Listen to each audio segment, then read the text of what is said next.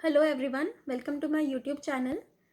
आज हम करेंगे डायरेक्ट टैक्स का चैप्टर टीडीएस एंड टीसीएस, उसके कुछ क्वेश्चंस बीबी सर के कंपाइलर से। कभी ऐसा होता है कि हमें कुछ डाउट आता है या हम कोई चाहते हैं कि कुछ क्वेश्चंस की सॉल्व कर सके फटाफट, बट कुछ चीज़ कॉन्सेप्ट समझ में नहीं आ रहा, तो मैं ये करना चाह रही थी कि जो मुझे डाउट हुआ, अगर किसी और को उस कॉन्सेप्ट में डाउट आता है तो मैं हेल्प करूं, या फिर हम जब साथ साथ करेंगे तो आपका कॉन्सेप्ट भी रिवाइज हो जाएगा और जिसे कोई कॉन्सेप्ट नहीं समझ में आया है वो कॉन्सेप्ट समझ जाएंगे। तो एक रिवीजन स्टार्ट करते हैं फटाफट क्वेश्चंस के।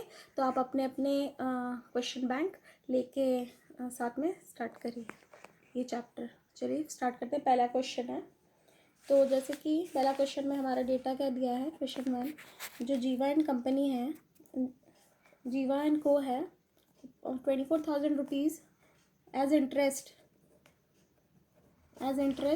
दे रहा है, जो लोन बोरो किया है Indian branch of foreign company से। ठीक है, तो हमें बताना है कि इस पर टीडीएस कटेगा या नहीं, ये हमारा क्वेश्चन है, पहला बिट इसका। तो हम क्या जानते हैं इस पर क्या एप्लीकेबल होगा, सेक्शन 194A। सेक्शन 194A क्या होता है, TDS on interest other than securities. तो हम इसमें 194A में बोलता है कि इंटरेस्ट पे टीडीएस कटता है। ये सेक्शन है सिक्योरिटीज़ पे जो इंटरेस्ट देते हैं उसके लिए नहीं, अपार्ट फ्रॉम सिक्योरिटीज़ इंटरेस्ट बाकी जो इंटरेस्ट कटता है, बट इसके भी एक्सेप्शंस है।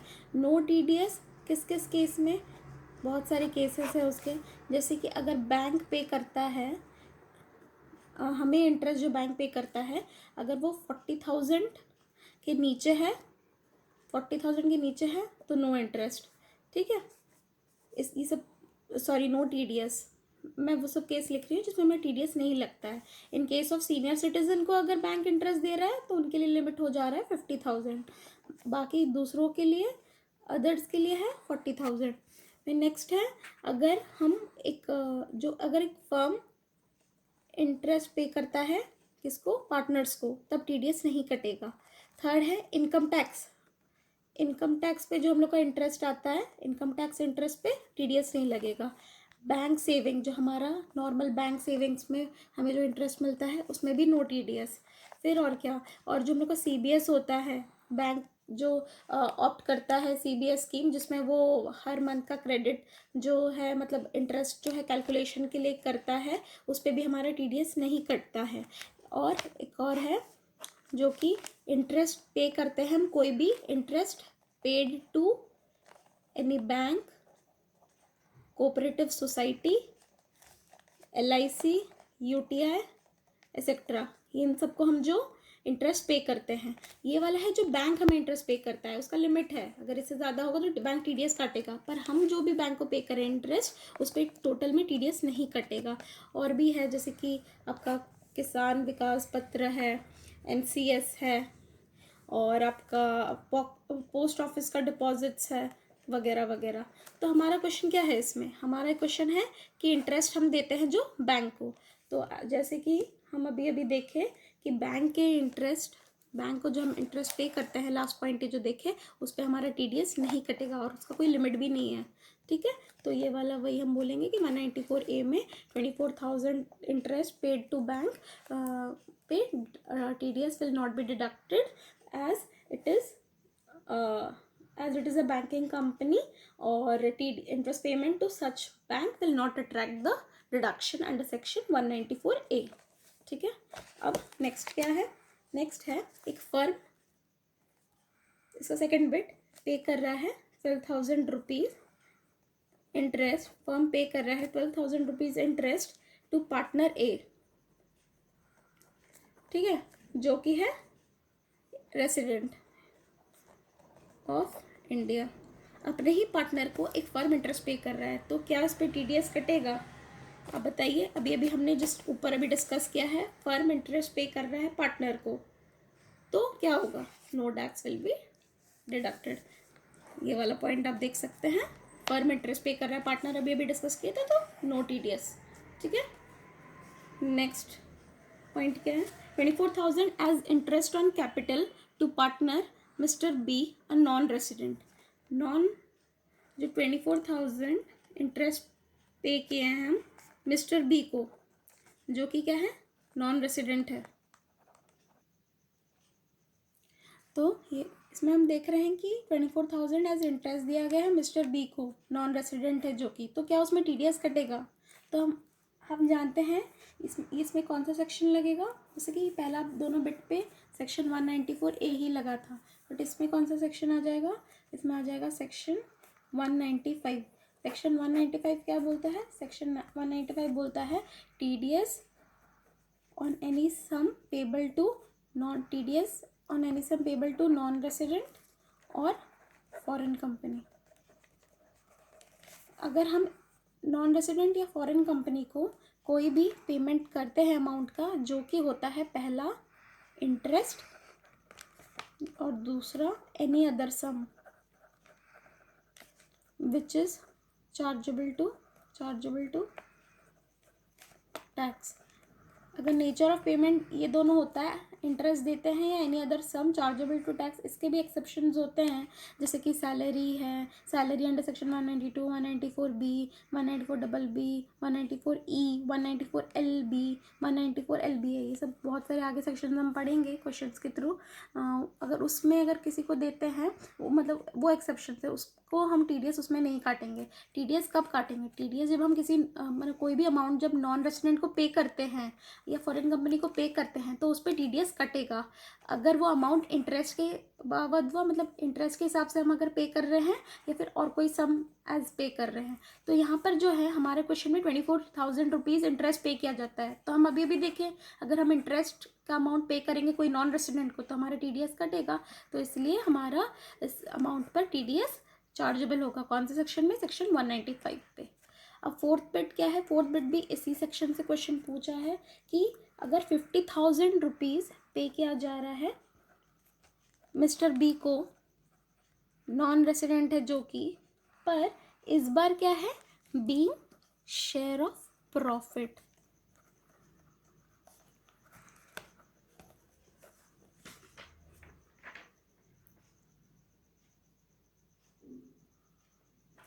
बीइंग शेयर ऑफ प्रॉफिट है, तो हम जानते हैं कि हम अभी पढ़े थे any other sum chargeable to tax, तो बीइंग जो शेयर ऑफ प्रॉफिट है वो एग्जेम्प्ट है टैक्स से।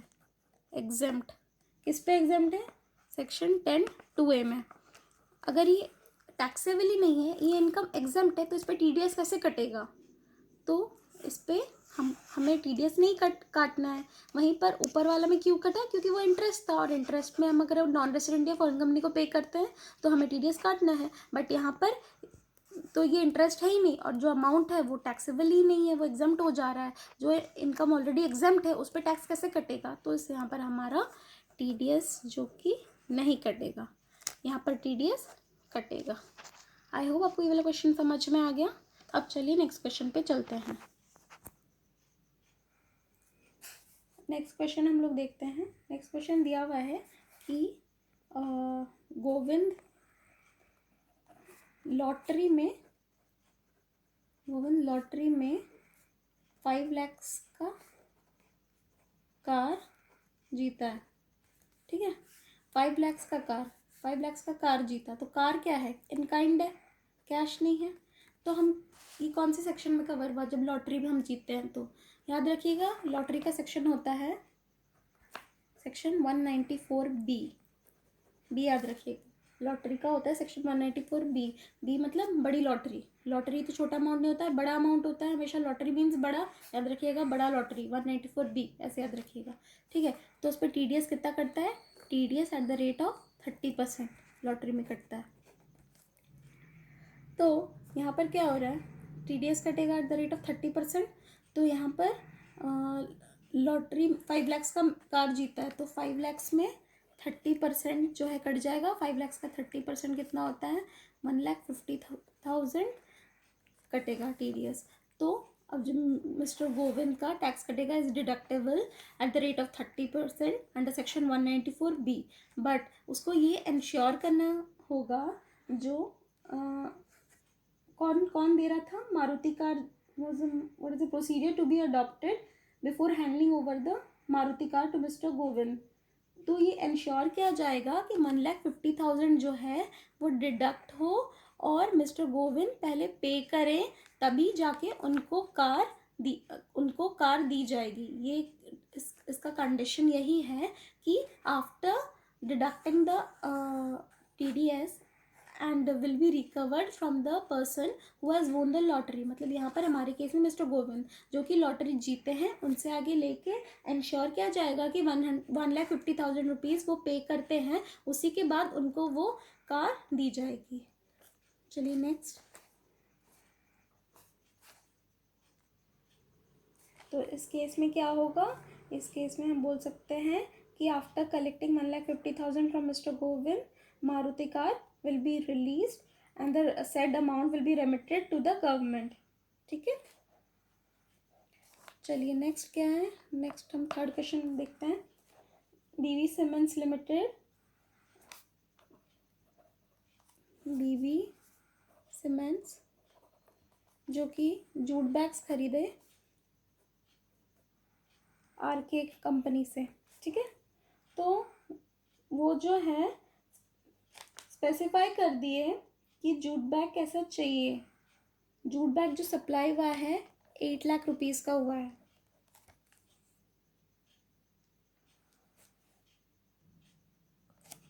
तो जूट बैग का जो वैल्यू है सप्लाई जितना का होगा 8 लाख का सप्लाई किया जाएगा, ठीक है। कितना, किस टाइम फ्रेम में, 1920 से 23-21, इसमें जो कितना का 8 लाख का वैल्यू का RK कंपनी बीबी सीमेंट को सप्लाई करेंगे, जिसके लिए इनवॉइस रेज कर दिया गया है। तो ये बोला जा रहा है कि SSC को TDS काटना पड़ेगा, ठीक है।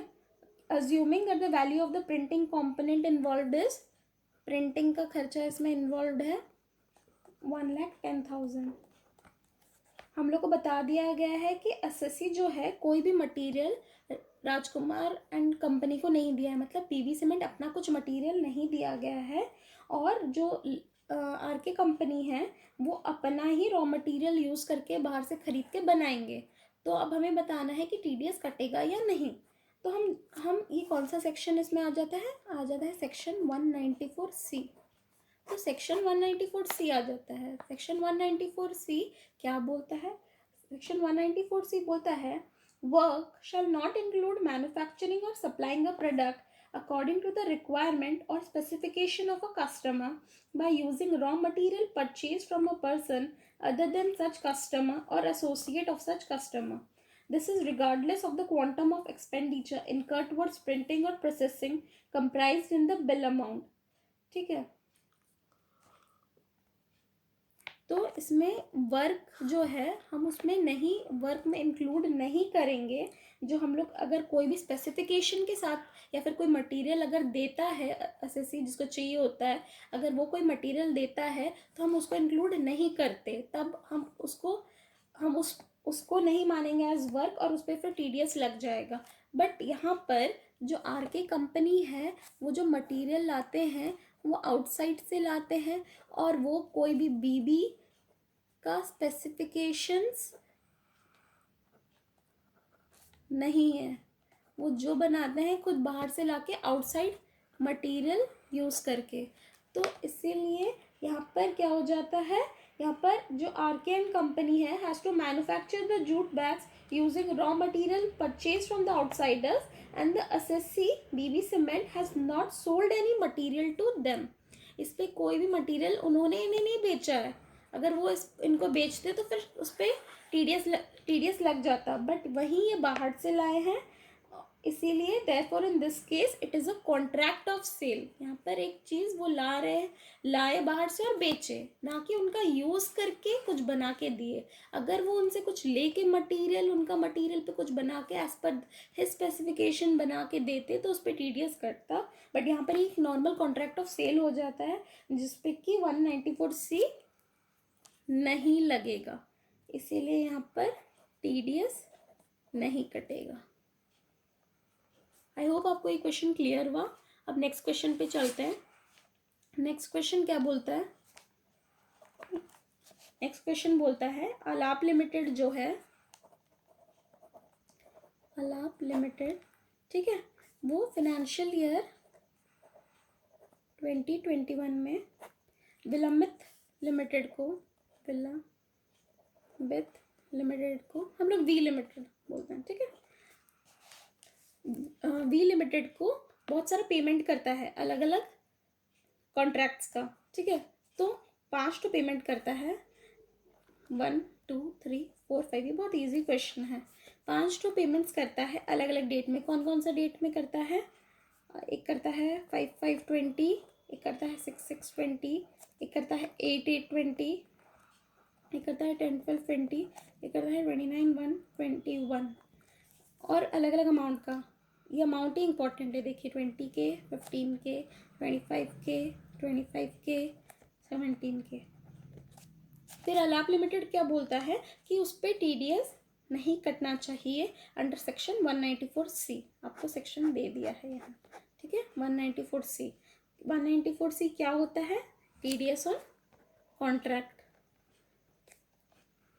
जो कि हम अभी ऊपर भी पढ़े थे, जस्ट BB सीमेंट और राजकुमार कंपनी के एग्जाम्पल में। TDS ऑन कॉन्ट्रैक्ट, कोई भी कॉन्ट्रैक्ट होता है तो 194C लगता है। तो वही 194C में जो कॉन्ट्रैक्ट था, अलग अलग कॉन्ट्रैक्ट का payment alap limited we limited को दे दिया, ठीक है। तो अब वो बोल रहा है कि TDS उसका नहीं कटेगा, तो आप बताओ कि कटेगा या नहीं। ये पहला बिट है, फिर हम दूसरे बिट पाएंगे इसी का। तो हम याद रखिएगा 194C क्या बोलता है? 194C बोलता है कि TDS अगर सिंगल, TDS कब नहीं कटेगा? नो TDS अगर सिंगल पेमेंट होता है 30,000 से नीचे, single payment less than 30K, अगर single payment is less than 30K, या फिर अगर अग्रीगेट पूरा financial, aggregate in financial year payment जो है अप टू 1 लाख, 1 लाख, अगर अग्रीगेट पेमेंट 1 लाख तक हो जाए तब आपका TDS नहीं लगेगा, ठीक है। और यहाँ पर सिंगल पेमेंट जो है वो अगर अप टू 30,000 है तो नहीं लगेगा। तो यहाँ देखिए सिंगल पेमेंट जो है अगर 30,000 एक्सीड के अंदर है नहीं लगेगा, या 1 लाख के अंदर है तो नहीं लगेगा। अगर इन दोनों को एक्सीड कर जाए 1 लाख का लिमिट या 30,000 का सिंगल लिमिट, तब लगेगा। तो हमारे केस में देखिए पहला कितना है? 20,000। अब सारा सिंगल ही चेक करिए, कोई भी 30,000 से ज़्यादा है क्या? नहीं, सब 20, 15, 25, 25, 17, सब 30,000 से पेमेंट नीचे है। और अग्रीगेट में जब आप प्लस कर रहे हैं तो ये आप देखेंगे ये भी 30,000 से नीचे आ रहा है। कितना आ रहा है? ये वाला आप जब पेमेंट देखेंगे ये आपका ये हो रहा है 20, 30, 40, 50, 60, 80, 90, और सॉरी ये एक्सीड कर रहा है, ये हमारा एक्सीड कर जा रहा है, ये हो जाएगा 1,02,000 जो कि एक्सीड कर रहा है। तो इस पर TDS लगेगा कि नहीं? इस पर TDS लगेगा। तो वो जो बोल रहा है कि TDS नहीं कटेगा उसका कंटेंशन रॉन्ग है। अलाप लिमिटेड का TDS कटेगा क्योंकि इसका अग्रीगेट जो है एक्सीड कर जा रहा है 1 लाख के लिमिट से। और दूसरा पॉइंट ये बोल रहा है अगर फिफ्थ वाले कॉन्ट्रैक्ट में अगर बोल रहा है 17,000 का अमाउंट हम चेंज करके 14,000 कर दें, 14,000 इस केस में हो जाएगा, तो तब क्या TDS कटेगा? अब क्या हो जाएगा? अगर यहाँ पर मतलब 3,000 कम हो जा रहा है, 3,000 कम हो जा रहा है, तो यहाँ पर ही 99,000 हो जा रहा है। ये अब टोटल आपका अगर हम लोग यहाँ 14,000 कर दे तो यहाँ 99,000 आ जाएगा अब टोटल, जो कि 1 लाख के लिमिट के अंदर है। तो अब इस केस में TDS नहीं कटेगा। ये वीडियो और लंबा हो जाएगा, तो इस वीडियो को हम लोग यहीं पर एंड कर देंगे। ये पहला 4 क्वेश्चंस, बाकी के क्वेश्चंस हम कंटिन्यू करते हैं। और अगर आपको ये हेल्पफुल हुआ ये वीडियो और आपको कुछ भी इससे हेल्प हुआ आप समझे, तो प्लीज़ मुझे आप कमेंट में मेंशन करिएगा और लाइक करिए वीडियो और सब्सक्राइब करिए चैनल को। Thank you.